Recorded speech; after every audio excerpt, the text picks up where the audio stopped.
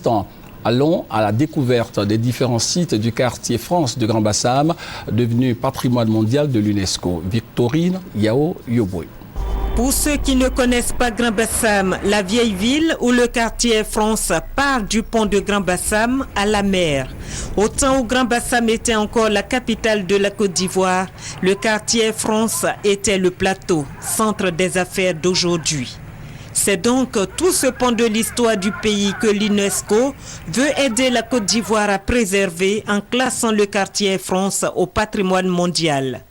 Le bâtiment qui est derrière moi, c'est le premier tribunal de l'époque coloniale.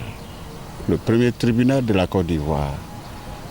C'est au sein de ce tribunal-là que les hommes politiques en 1946 avaient été condamnés et jetés en prison. La prison est à quelques mètres d'ici.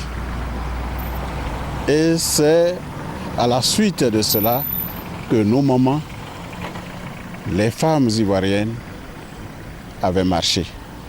La marche historique des femmes en Côte d'Ivoire. C'est donc parti d'ici.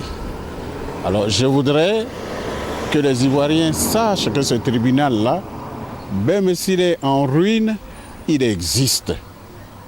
Et notre inscription, c'est aussi à cause de la présence de ces ruines-là. Mais le projet concerne spécifiquement 23 sites recensés par les autorités et les populations de Grand Bassam. Nous avons le pavillon rose, la maison du patrimoine, qui est notre siège. Nous avons par exemple le Ganamé, qui est dedans. Nous avons l'immeuble BCA, CFAO. Nous avons l'ancienne chambre de commerce française, qui est devenue maintenant centre céramique. Voilà quelques exemples que je peux vous donner. Cela n'empêche pas la réhabilitation et l'entretien de toute la commune de Grand Bassam qui abrite ces joyaux du monde, ce que sont désormais ces 23 sites.